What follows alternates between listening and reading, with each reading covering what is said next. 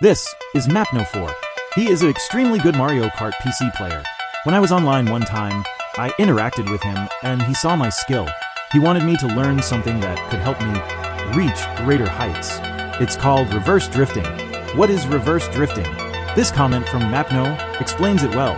Reverse drifting, or RD, is a technique used by experienced Mario Kart PC players that allows you to retain a speed of 80 km per hour, spiking to 120 km per hour every interval, while having complete control of your kart. This speed is equal to about 0.4 seconds of a mushroom. It is not to be underestimated. At first, I never really cared about it, but then after a few days, I started trying it. I tried it on multiple tracks to get good at it, but none of it seemed to work. Until Vanilla Lake 2. In Vanilla Lake 2, you hop on this iceberg, and then use a mushroom, then keep hopping until you hit the finish line. The world record had done this all 3 laps. Doing it once, that wasn't too hard. Doing it twice was pretty rare, but doing it 3 times, that was just brutal. Now, I didn't want to break the world record. I just wanted to get a good time with those strats. So then I got to work. After a while I got this run. It was 50th place. It had an amazingly good lap 2, but I slipped up the shortcut on lap 3, and that secured a 50th place. I didn't know it at the time, but this run later gave myself a sliver of hope. Maybe I could get the world record. However, that wasn't too likely. In order to do that, I had to have all of my laps in around the 5.5 second range. I had never done that before. My bests were 5.7 to 5.8 seconds, and I would have to hit the shortcut all 3 times. Like I said before, it was brutal. This shortcut would end up cutting of 90% of my runs that even had a chance. But could I do it? Could I really get my first ever world record on this game?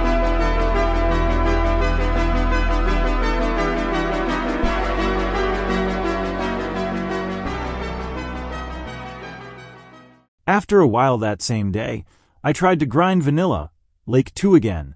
My goal for right now was to hit the shortcut on all 3 laps. Right now, that's all I wanted. So, I got to work. It took me multiple hours. The iceberg almost always stopped me. I felt angry at myself. No matter what I did, I always messed up. My drift was too early. I could have gone too far left. I could have not made all the jumps. This single iceberg was killing all of my motivation. But I knew I had to keep going. I wanted to get a time with hitting the shortcut on all laps. So after multiple attempts, I got this run.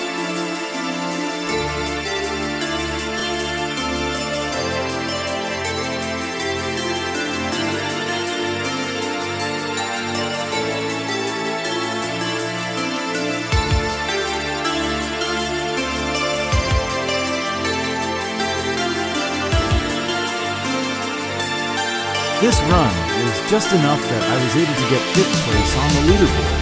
I was overjoyed with this run and decided that was it. There was no way I was going to beat this run. This was my perfect run. But hey, that's not the title of this video.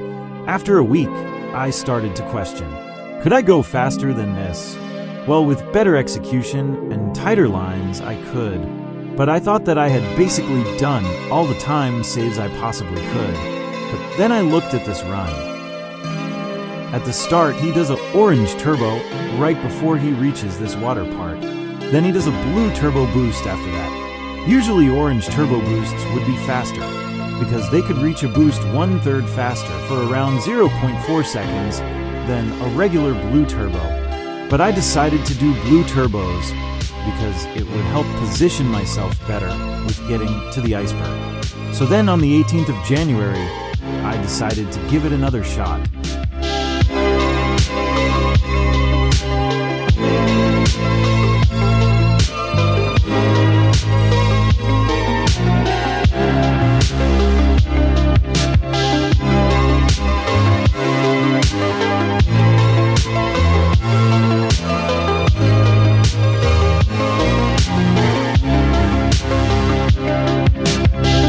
I was super motivated to get the world record.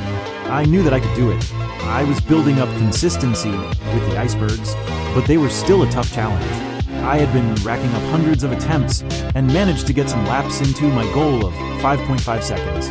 Now all I had to do was get a good run. Then at around 8:40 p.m., this happened.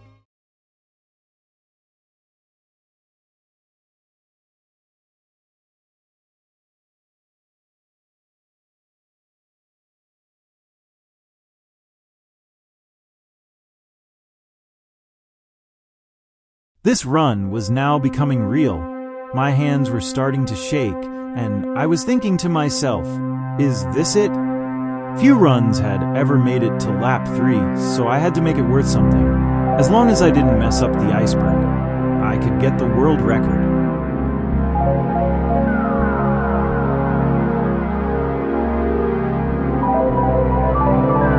I was in awe. I couldn't believe what I had done. Although I was still 300 milliseconds off of the record. If I was this close, shouldn't I keep going?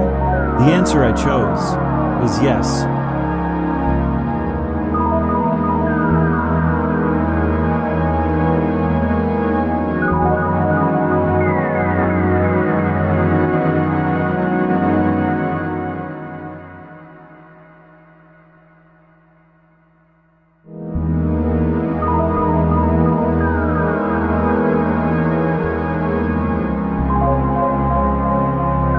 At this moment, I knew if I crossed the finish line, I would win and get world record. My hands were shaking harder than ever, and I was under a lot of pressure. The only thing stopping me was the iceberg. With the pressure on me, I moved forward.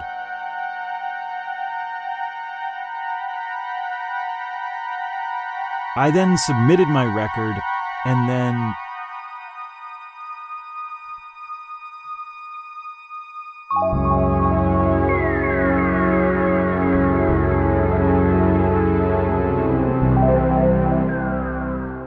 I did it. After many attempts on this track, I did it. I posted my accomplishments on the forums, and some people congratulated me for this wonderful accomplishment. I never would have thought that I would ever be able to get any world record in one of the main levels of the game. I felt super relieved that the grind for the world record was finally over, and now I could sit back and rest. But here's the thing. While this one world record meant so much to me, this was just one small part about its track's history. For now, I have no idea where this will lead me, and if I will try to improve the world record or end up getting others along the way. Thanks Zuya for asking. So for now, thanks for watching.